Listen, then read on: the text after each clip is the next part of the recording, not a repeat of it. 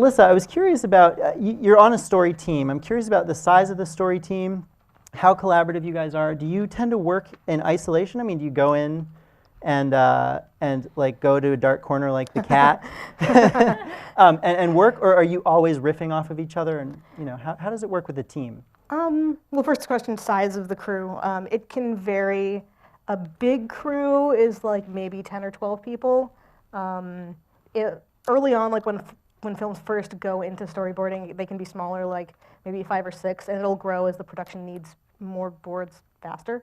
And once we're done talking in the room, we do usually go off and work alone, but sometimes, like, if I have a sequence that references something that happens in someone else's sequence, like I check in with them and it's like, hey, what are you doing? How can I tie this into this other thing better? So, we have our own separate spaces, but we're all kind of sitting near each other and working together whenever necessary.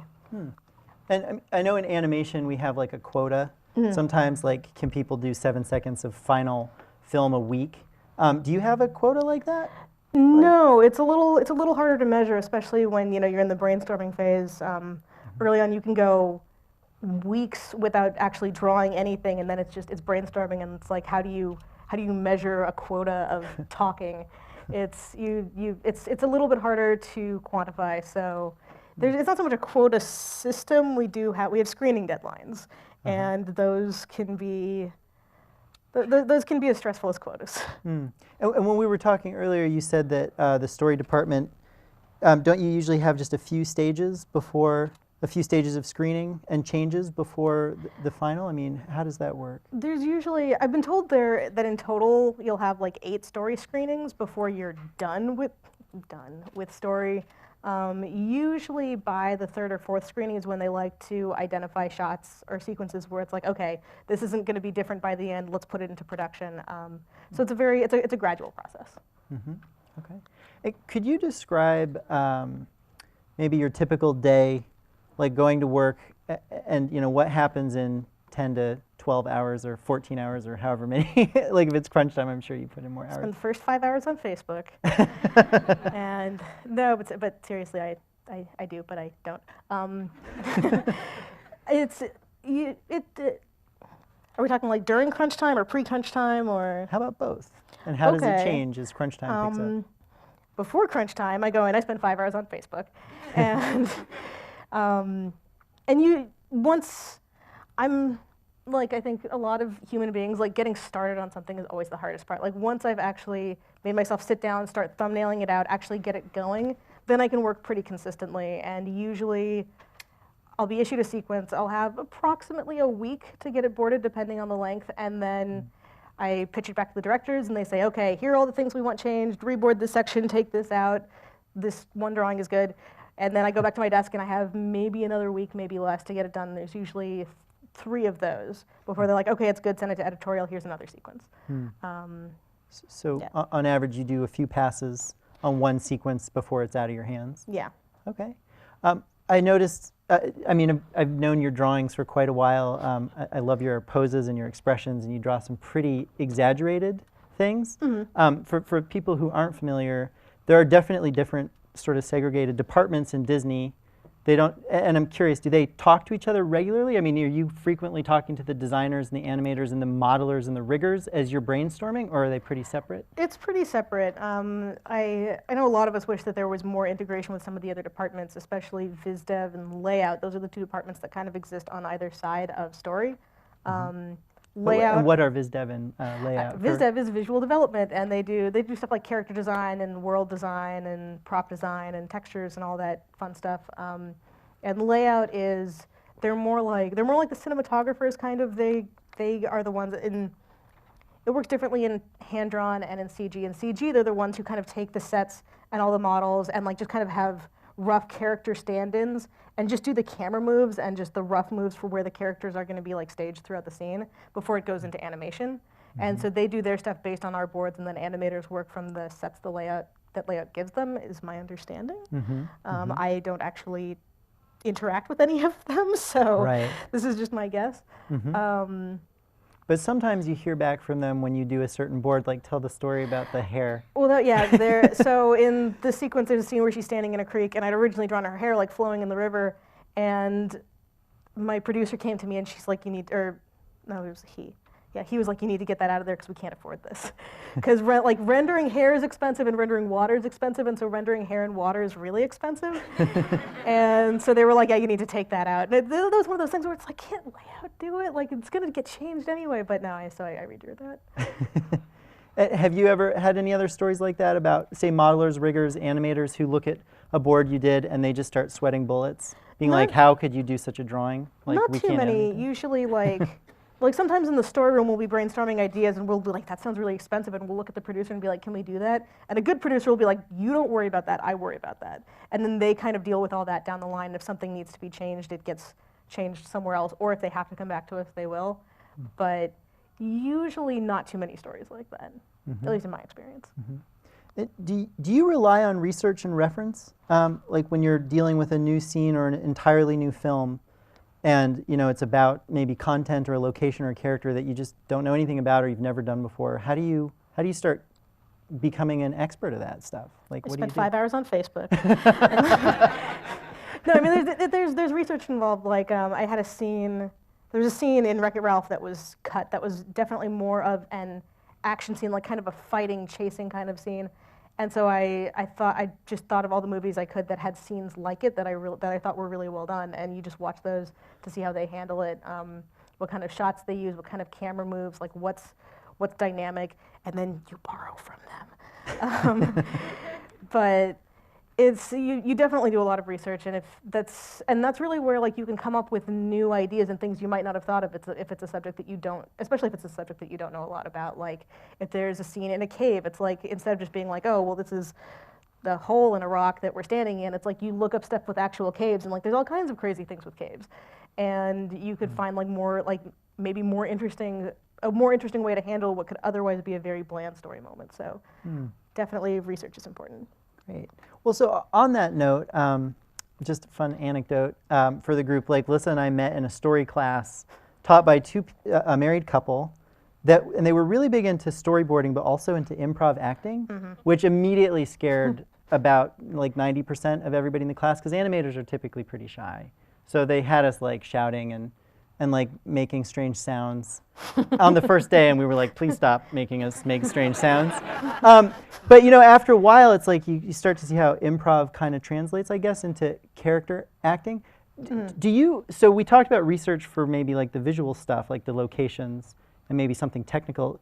But you do performance. I mean, you're bringing these characters to life that are just written words on a page. So what kind, like, how do you start bringing a performance to life in storyboards? I mean, sometimes it helps, like on WreckIt Ralph, and this hadn't happened on Tangled, but on WreckIt Ralph, Rich Moore, director, kind of went into it having already in his mind cast the characters, and he wound up being so lucky that he could get every single person that he wanted. Like Sergeant Calhoun is totally blanking, Jane Lynch, and like WreckIt Ralph is John C. Reilly, and Vanellope is 100% Sarah Silverman. And so going into it with these actors who have their own distinct personalities in mind is actually a really helpful way to start, because it can, like, right off the bat, it's like, okay, I know who this character is. And I mean, you can reference the actor's actual acting, or if you have to, but most of the time it's like those personalities are just so clear, like it gives you mannerisms to work with. If you don't have characters cast, think about friends or like people you actually know that remind you of what this character is going to be, and you think about like the unique things that they do, or even like sometimes I'll just put stuff into characters that I do. Like right now I'm doing a lot of things with my hands that I didn't really notice until just a second. But like you pay attention to stuff like that, and then it's like, oh, okay, this character's sitting in a chair. They're not just going to be like, I'm sitting here and I'm talking and I'm doing this, or maybe they will if they're that kind of character. But it's that kind of stuff. It's its own kind of research, I guess. So, and I mean, I know animators will sometimes look at a mirror or film it. Do the story team, do they do that much, or? I think so. I've seen a couple people with mirrors at their desks. I use Photo Booth on my laptop because it's there, and I wait and make sure there's like nobody walking by my cubicle, and then I'm like, okay, make a weird face. Okay, now I'm back to normal, and now I noticed I was doing it. So yeah, I definitely do sometimes use reference. I had to draw a guy talking on a cell phone. I'm drawing this, and I'm like, why does this not look right? How do I not know what a guy talking on a cell phone looks like? And I had to like take a picture of myself talking on my phone before it could make sense to me. Right. So that's totally a thing that everybody does. Yeah, yeah. And you mentioned pitching a little bit. Now, it sounds like some of those pitches are pretty casual, sort of maybe artist to artist or artist to your story supervisor. But do you ever stand up in front of, you know, like the director and the executive producers and sit there with your pitching stick and go through the boards? Or? We don't so much. I mean, until I guess relatively recently, they used to pitch on like big boards and they'd pin them all up, and you're up there with a stick and like this drawing and this drawing and this drawing, and everyone's looking at you, and it's really nerve-wracking. Thankfully, not so much of that anymore. We pitch digitally a lot. Like the program I was actually giving my presentation on is our proprietary pitching software. So I'm sitting at a computer at the back of a darkened room pushing buttons, but you know, you still have to be able to project and be able to tell the story. You can't just be like, and this happened, and then this happened, and then this happened, and then that's the end.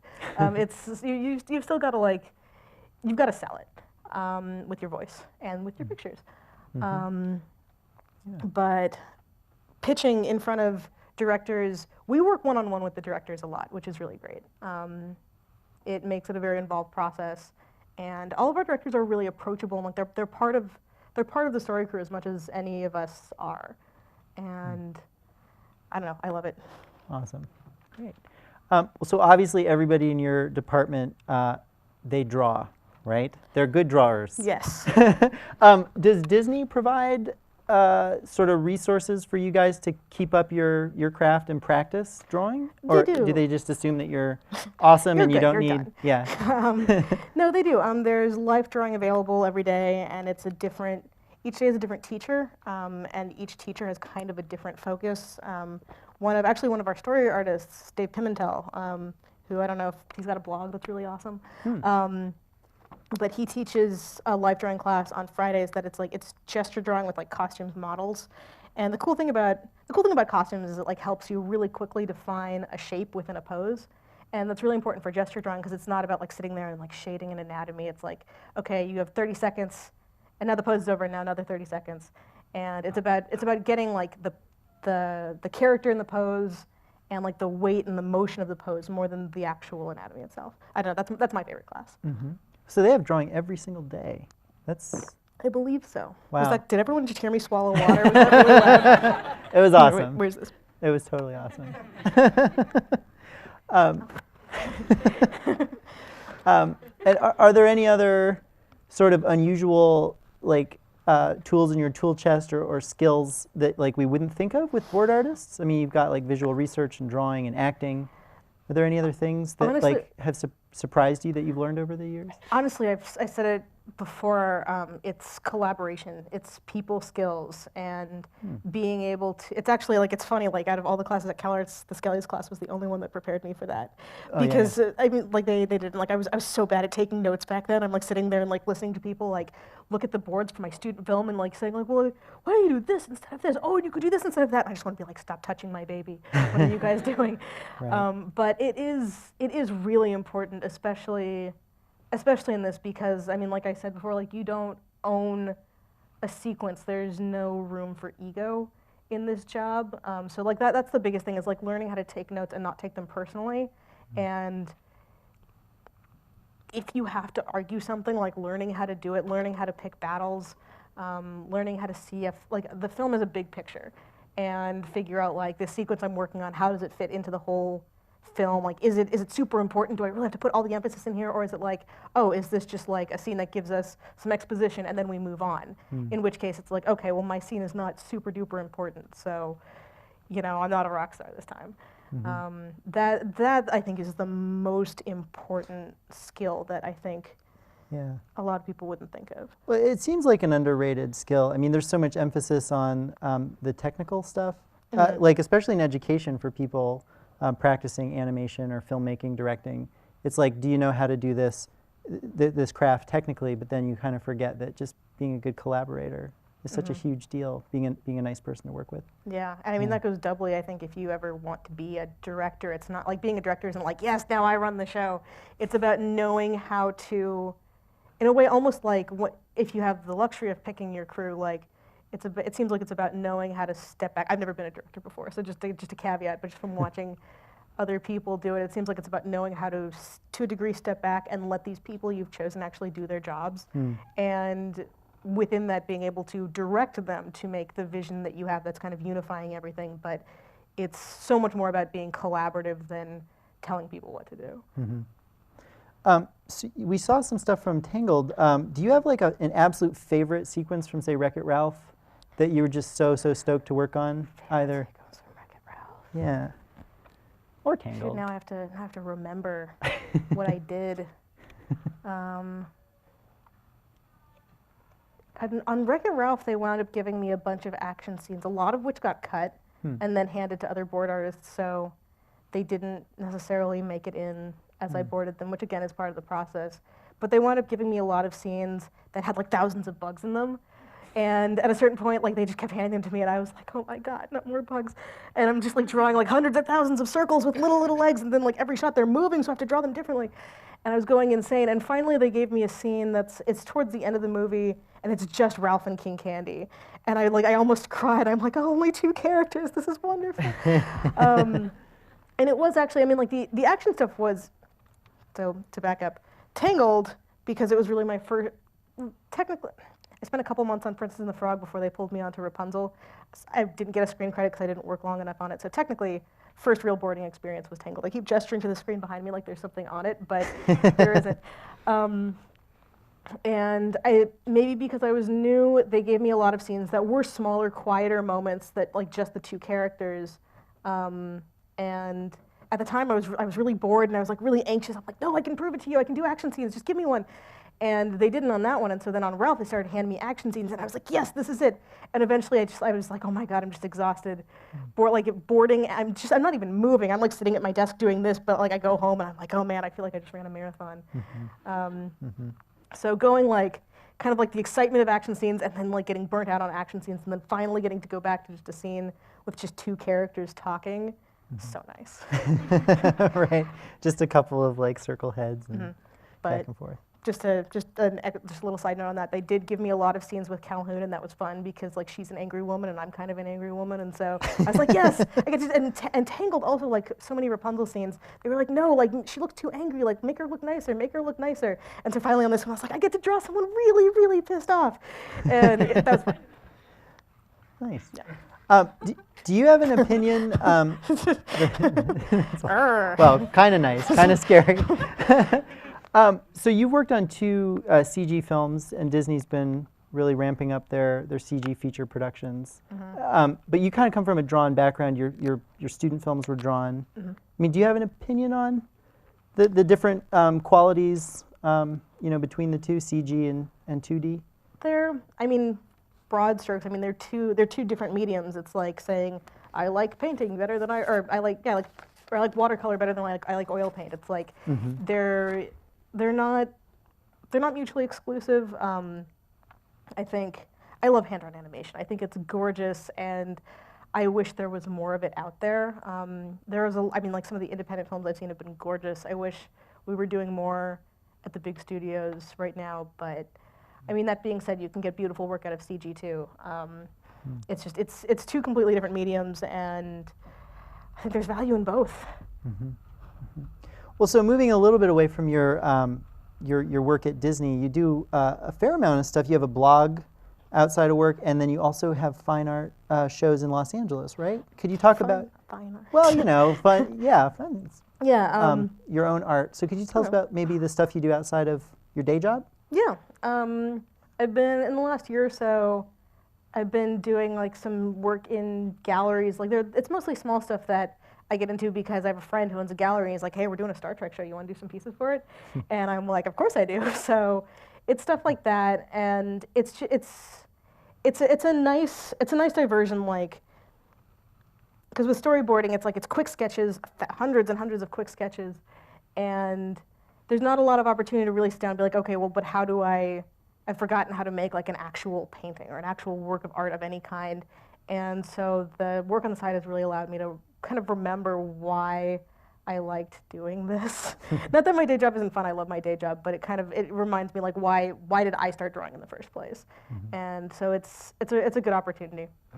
Do you have any advice for folks on like finding the discipline to kind of keep a blog going? I mean, how did you start it in the first place? I have no advice for that because I never update my blog. Hardly ever. I mean, really, it just comes down to like you draw as much as you can and then you post it on the internet.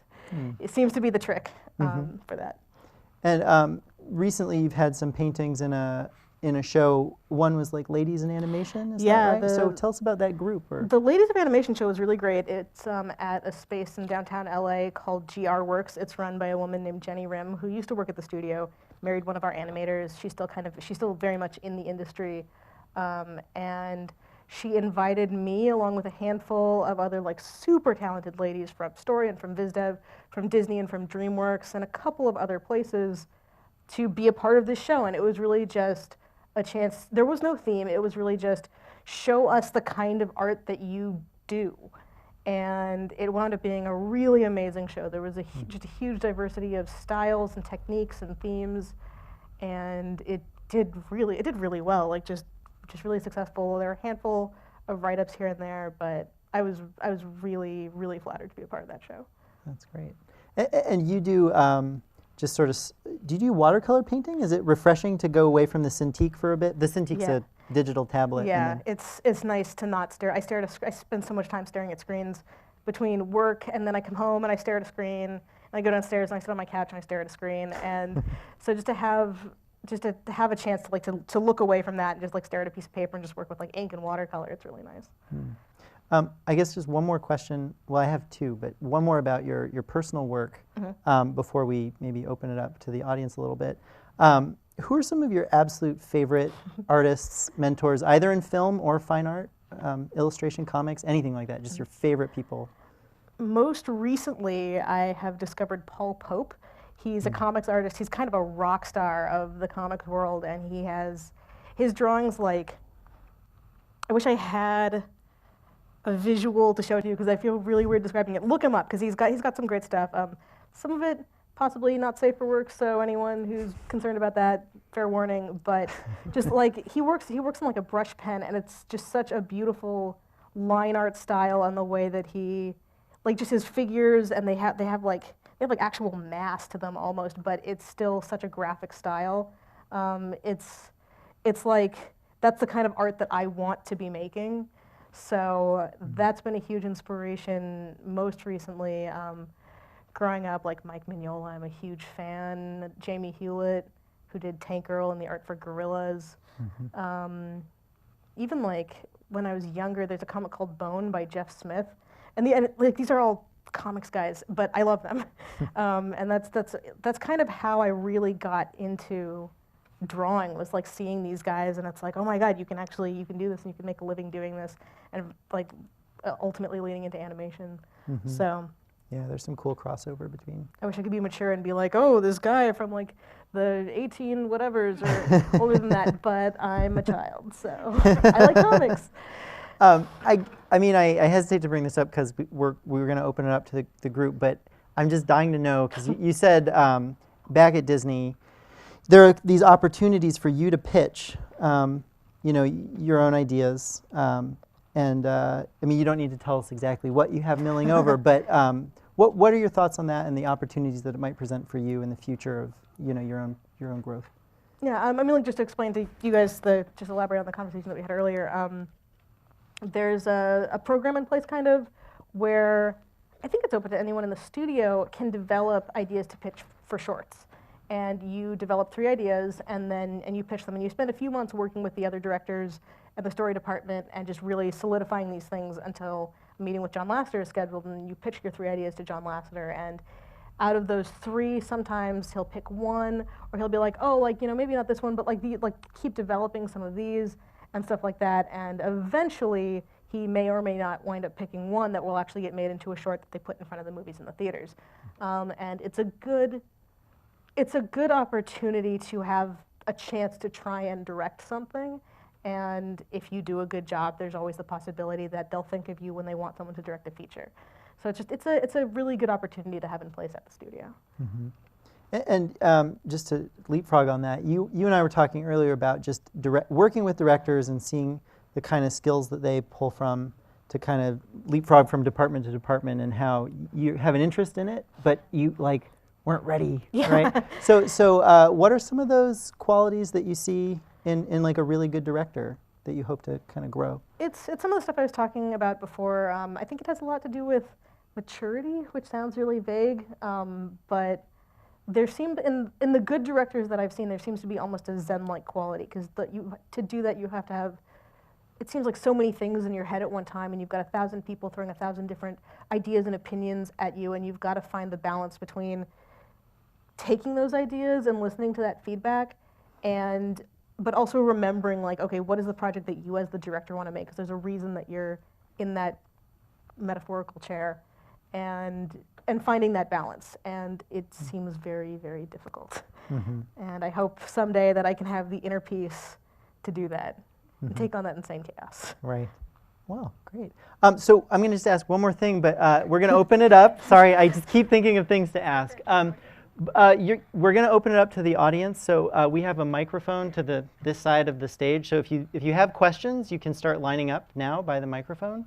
And the very last question I have, which I'm sure people are wondering about, but I'm going to beat them to it, is the new project that you're working on was recently announced. It was recently announced. Actually, I totally forgot to show the clip. The test clip? There's a test clip. Can we do this? Is it possible Is that going to be to show a one total more? pain for everybody? Is that possible? All right. Okay. Well, do you want to talk about it just briefly and then show it? I can talk about it while Okay, I can't say too much about it, unfortunately. It's called Big Hero 6, and I'm so excited to be on this project.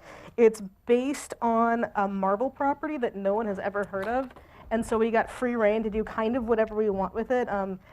If you go and look it up, just a heads up, like, our version is going to be almost nothing like whatever you read on the internet, but I don't know if I can say too much more than that, other than it's super awesome and really exciting and 100% up my alley. So that was really cool. And this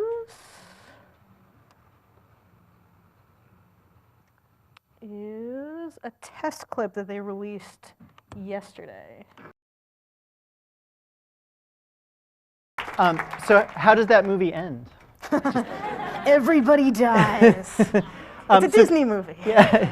So if you want to join me back up here, we can field some questions. Okay. There we go. From the audience. Don't be shy, guys. Yeah. Hi. My name is Louis Carones. I'm a freshman here at DePaul studying film.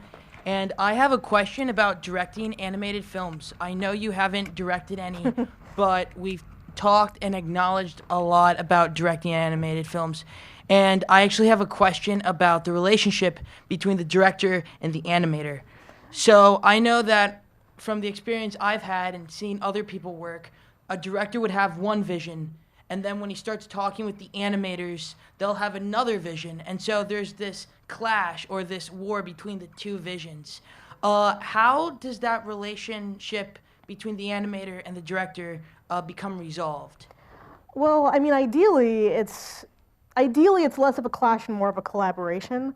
Usually, I mean, like, even in just that Tangled clip, like, you can see how the boards are, and there's acting in there, but in the animation it gets so much more fleshed out, and sometimes an animator will make an acting choice that's not necessarily in the boards and show it to the director, and then it's up to the director to be like, you know what, that works better, let's do that, or I don't like it, let's change it, and then it gets changed.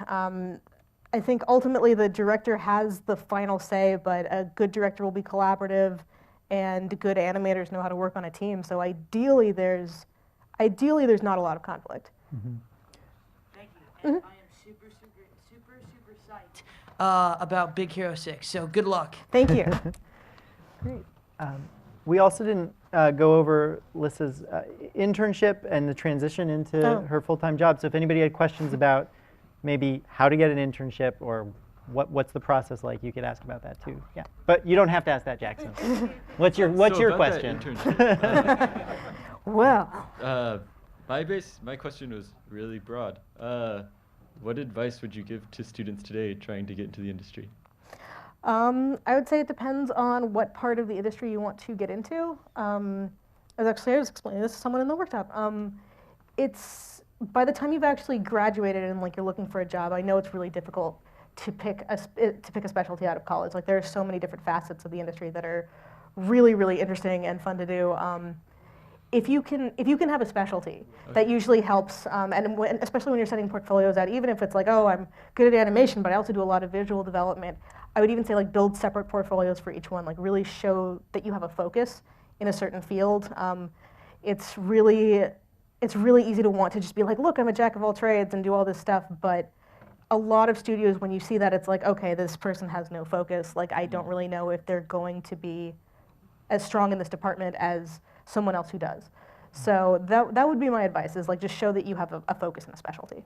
I have one other quick question. You mentioned this in the workshop, that you were born in LA and you love it. How important do you think that is? How important do you think? How important is it to love Los Angeles? What do you love about LA? I can't tell if it's like Stockholm syndrome now, or I don't know. I mean, like I think like any city, it's got you've got to look for the interesting parts of it and the fun places to be. And I mean, I have friends who grew up there, same as me, who are just pining for the Bay Area. And it's like, you know, either you like living in a desert city or you don't. It's bigger and more sprawling than even like places like Chicago, which I've seen maybe 5 minutes of today. My first time in Chicago, it looks awesome, by the way.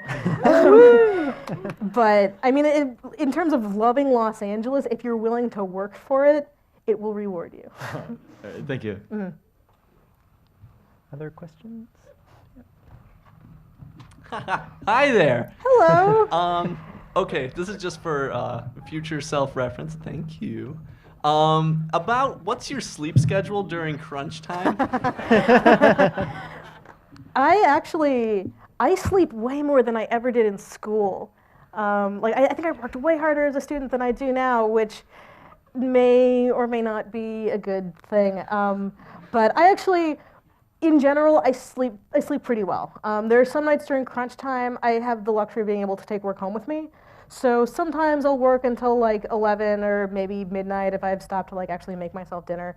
But you know, I'm at home in my PJs, so it's not that hard. But I sleep fairly well. Okay, and another really quick one. Do you work on any like your like own personal side projects at all, or are you too burnt out from work afterwards? I'm usually pretty burnt out, but I'm trying not to be, because it's really important to keep up personal work, just for your own sanity and your own well-being. And like every now and again, I'll make myself sit down and work on something, and I feel so much better after doing it. And I won't even realize that I was feeling funky until I've done it. It's like, oh, that's right, I need to be doing this. So it's like exercising, kind of. It sucks at first, but once you get the hang of it, it's easier to do, and it's a part of your life. So, yeah. Thank you. Yes. I don't exercise very much, by the way, for anyone who picked up on that. Hello. My main question, because I do storyboarding. I actually work with Megan, artist, right there. But my question is, how do you get yourself to push new compositions, new angles? Because I know in all of my work, the first time I do it, it's all like flat mid shots, and then I'm like, okay, I need to do some close-ups and like wide shots, and then I need to push angles. Like, do you do that kind of a thing, or do you kind of manage to do it all in one? Never all in one. And sometimes it does take like going back, and it also depends on the sequence. If it is like an intense, like more dramatic, more emotional sequence, sometimes you do have to think about like, okay, what is the best angle? Can I push this angle? Is there a way to position the camera that's going to make the audience feel a stronger emotion than they're feeling right now? Sometimes you have a sequence where it's just two characters talking, and it's very low intensity, and that's the kind of thing. And it's another thing that can, like, just studying live action, which I've actually done. When I had like a scene where it's two characters talking, I'm like, oh man, I can't just use the same shots over and over again. I have to shake this up. But you look at live action, it's like, oh my God, they just used the same shots back and forth like 16 times. And so you like, sometimes it is okay to do that. It just depends on the emotion of the scene, I think. And studying live action films is also a good way to help figure out like, okay, they changed this shot. They used a more dynamic angle here. Why did they do it? And like thinking about stuff like that. And in the workshop I mentioned doing an exercise. Maybe you do this already, where like you watch a live action film and you draw little thumbnails for it. It's a really good one to do. So that'll help a lot. Thank you. I know that you said that you started as an intern at Disney. Could you possibly tell us how some of your colleagues broke into the story department or their career paths of how they started that? I actually, I think a lot of them came in through the training program. Some of the guys came in who have been there longer. Some of them used to be animators who got pulled into story positions if like guys they knew started directing.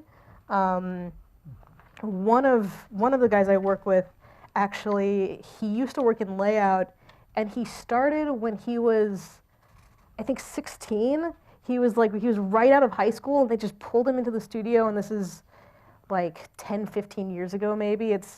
He's got some really crazy stories about like going out drinking with all these like 30-year-old guys, and he's like 16 years old and like, don't worry about it, and stuff like that.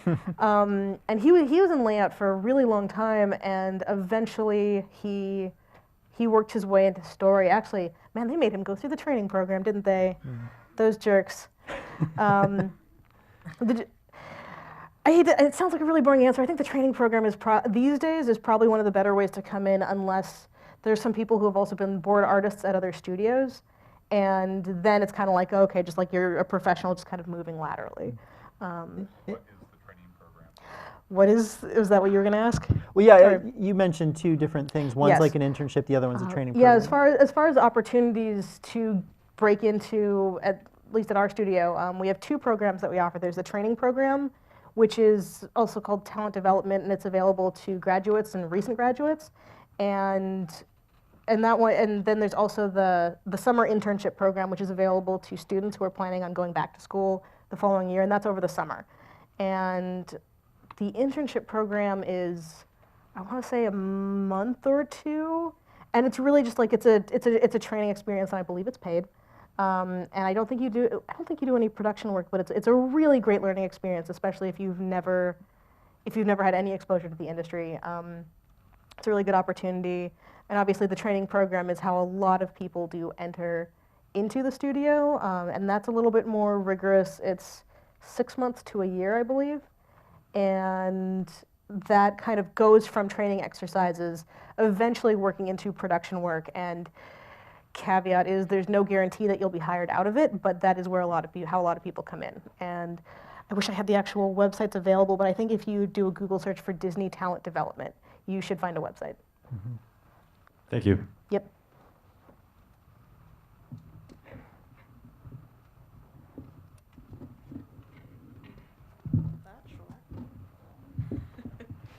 Okay. Hi. So I have two questions. One, with internships, I'm curious, how would you recommend internships for people like me, since I'm a freshman? You know, we barely just got into this, and we just want some sort of exposure into the animation world, even if it's just coffee. But, you know, it's kind of hard to make those connections. So, I mean, how would you recommend breaking in that way? That's tough. At least for our studio, I don't think we take anyone in who just like, it's like, oh, just like, copy these, go get some coffee, like stuff like that. As far as I know, we don't take anyone for internships on that level. We have PAs, like departmental PAs, production assistants, but that's definitely more like, I think they look for people with a little bit more even just experience doing that. What about in general? In general, I mean, for our studio, the best way is definitely through the summer training they give them such weird names. The summer internship program is the one for students who haven't graduated yet, who are planning on going back to school, who just want some experience. That's the best program. And plus, I had a paid internship, which is apparently something that's difficult to find. So really? That's what I recommend. I unfortunately don't have any information as far as like what other studios might offer. And my second question, this relates more to television though than film. Okay. But I'm curious, what do you think? It's a style that's most notably used by John Kricfalusi. But how do you feel about the style of where the storyboarders write a lot of stories or episodes, as well as having no model sheets except for the basic character design? I mean, it sounds like a great way to work. I know some of the guys, I know a lot of people who work in TV. I know some people who like work on Adventure Time and stuff like that. And those kind of like, as far as I know, like Adventure Time and a regular show are both things where the story artists are also the writers. And it sounds like a great opportunity versus, I know there are other shows out there where it's like the storyboard artist is just a wrist with a body attached to it, and you're handed a script and it's like, no, you board the script and you draw these characters exactly on model, and you get these model sheets correct, so we gotta send them to Korea, and we don't wanna have to give them any notes. So it's, I mean, like that kind of format where you have more creative control and you're really owning what you're making, it sounds like a great method to me. Sweet. All right, well, thank you very much. Hi. I guess my question for you is, you mentioned earlier this lack of ego, or that it wasn't present so much at the animation studios. And I was wondering if you could further describe the Walt Disney Animation Studio culture, what it's like working with your peers, and if you can also compare it to other jobs you've had. I can't compare it. This is like the first job I got out of college, so I don't have much to compare it to. I mean, I hear stories from other studios that sound less open and like a little bit less collaborative in a way, and like places where I've heard about studios that do have, where like people do have egos and you can really see it, and not having experienced it firsthand, it just kind of makes me appreciate what we have, where like everyone in the department, like even like there are guys who have been there for over a decade and their work is amazing and they talk to me like an equal. And I'm like, oh my God, this is cool. So I don't know, I appreciate it. I like it a lot. Thank you. Yeah. Hi. I'm actually going out to LA to find an internship in the fall, and I was just wondering if you could pinpoint anything that you did, or if you have any specific advice to someone to kind of make that internship turn into a career. Get hired out of the internship. I mean, I guess it would just be, and as far as I know, this is just like standard career advice. It's like get to know people, form friendships, be nice to everybody, and just keep in touch with people after you leave the internship if you're coming back to school, and ask a lot of questions. Take full advantage of the time you spend wherever you wind up spending it, and learn as much as you can. And the more people you talk to and the more often you talk to them, the more likely they are to remember you years from now when you do graduate, or a year from now when you graduate. Yeah, I think that's the best advice I've got. So a lot of schmoozing. Schmoozing is good, and I mean, like, I'm not a schmoozer. I'm so bad at schmoozing. I'm amazed that I haven't like melted talking to you guys on this stage. But I mean, the more personable you can be, the better.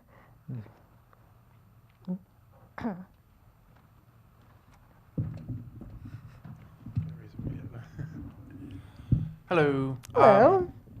In terms of the animatics, how does that work? Do you just sort of write down notes and then pass it off to the next person to do that, or do you handle that yourself? We have an editorial department that does it, and they work in After Effects. Usually when a sequence is approved by the director, there's then an additional pitch to the editorial department. Our editorial crew is fantastic. And so you pitch it through, so they get a sense of like, okay, this is the timing that's intended for everything, and this is like where all the lines go, and you kind of got dialogue marked in the sequence. As far as like indicating, like we indicate camera moves if we have them, stuff like that. But our editorial crews are pretty clued in to how the story department functions, and there's a really good relationship there. So when she like fell and then sort of did the swinging motion, that was them sort of doing it, just taking the liberty of doing that, or did you have that written down? They took the liberty of doing that, but it's like little things right there where it's like, I mean, it sold the shot, so they're just helping us out. All right, cool. Yeah. So I have a quick question. Oh, wait, Joe, go ahead, Joe. Oh. I'll ask it in a minute. A question. So I thought it was really cool that you have spoken a few times about emotion. You'll reference the emotion of the scene. Could you just talk about, we're animators, think very technically. So could you talk about kind of the role that understanding emotion or being able to talk about specific emotional moments in the scene with the director. Could you just talk about that? Like, why is emotion important in storytelling? I can, and wow, this is actually, this could lead into a way more in-depth discussion that I am nowhere near qualified to give. At the top, I'm going to actually recommend, there's a book called Visual Storytelling. It's by Bruce Block, and Bruce Block is actually, he's come to the studio and he's lectured a few times, and I think I've seen his lecture 2 or 3 times, and it's always the same, but I always like hearing it. And he talks a lot about this, and it's about camera angles, and it's about using elements within a shot. It's about like straight lines versus diagonal lines, and how like something that simple can indicate a change in emotion. And he goes into like all the different things within a scene, a lot of which, like in story, we don't even worry about, where it gets into like texture and color choices and lighting and whatnot. It's choices that we all want to make because we're all tiny filmmakers and we want to have our vision represented completely up there. But it still filters back into storyboarding, and it's about like an extreme angle can make you feel more on edge, or it can give more energy to a shot, whereas something that's flat can be like, okay, this is very static, everything's sitting still, not a lot of interesting is happening. And it reflects the emotions of the characters, but then it makes the audience feel a specific way. And that's kind of where we're all tricking you. It's all a magic trick to get you to feel emotions is what filmmaking is. And yeah, I can't recommend that book enough. He gets into that in depth, and he's broken it down. It's almost as technical as like breaking down an animated movement is, but it's more on our end of things, and it's amazing how much there is in just one frame of film. Great. Right. So like obviously someone can't stay at, I mean maybe they can, but they can't stay at one studio forever. What is the typical length of employment at Disney? Does it vary, or is there usually like people who are there forever and that's just it? It varies. We've got some people who have been there forever. We have one official Disney legend, Bernie Mattinson, and he's been around how many years now? Since 1916. Yeah. No, like he was there. What did he start on? Did he start on like Pinocchio? Something crazy like that. He's been at the studio longer than I've been alive, longer than a lot of people have been alive, and he's an official Disney legend. So we've got one of him, but I know like there are some guys who've been at the studio for 20 years, stuff like that. Some people who have gone to other studios and come back. I've noticed a lot of back and forth, like people coming and going between here and DreamWorks and Sony, and sometimes up to Pixar and back. And I mean, there's all kinds of reasons why people can leave, but at least for our studio, it's kind of you're there as long as you want to be there and as long as they want you there. So it's nice. I like the job security.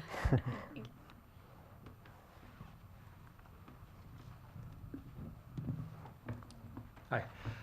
I was wondering if you could think back to your college, when you were in college, and what classes and what skills really helped you the most, like looking back at it, and maybe things that you may not have thought would have an effect on you, and for people who are starting out, and like maybe what they might concentrate on in college. Concentrate on. I mean, again, like I said it before, the Skelly story class, where it wasn't so much about technical storytelling, it was more, we had a very small class which helped, and they treated it like a story crew. And so it was learning to work within like that interpersonal environment. And for what I do, like honestly, that was the most helpful preparation for what I actually do now, almost more than any of the other story classes I took, which were also very helpful. I mean, I think for me, that was the most helpful. It was like life prep to some extent. It was life prep. Yeah. It was like, this is how you interact with people, college students. Yeah. I'm not trying to lead you, but you made 4 films, or like close to 4 films. Do you feel like that prepped you? I mean, pretty well? It does. I mean, making a film yourself from beginning to end, it certainly teaches you, in a very basic sense, like all the steps that are involved and how much work goes into it. Yeah, I think so. I don't know. I think that might be my answer, and it's a really boring answer. Okay. Are there any other questions? All right, well, there is. Yep, great. So in looking for like an internship or a job, where would you recommend beginning the search? I mean, again, like I can just like pimp the Disney internship program. Like we have internships in a variety of different departments. There's animation and story and visual development. There might be, and there are definitely like more technical internship positions available as well. I know Pixar does have a similar program to ours. That's the thing is I don't really know offhand of any other internship opportunities, but look online, look at the internet. If a lot of the people who work at these studios have blogs, like send out a bunch of emails and just be like, hey, anyone know of anything? It never hurts. Thank you very much. Yeah.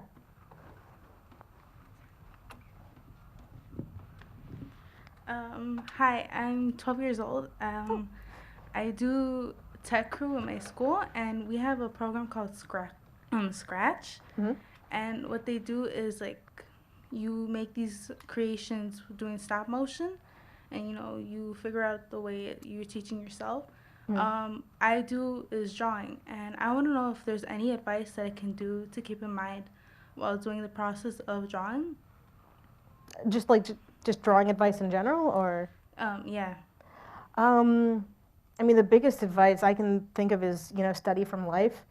If there are life drawing classes that you can take, find those, or even just like going to the zoo and drawing animals, or, going to the mall or sitting in a coffee shop and just drawing people from life. You get a lot of like sense of like, okay, like this is how people really act, and this is what they look like when they're doing it, and even just like this is like the proportions of what a person looks like when they're sitting in a chair at a table, and all those kinds of things. Drawing from life is, especially if you're like learning how to draw, that's one of the most important things you can do.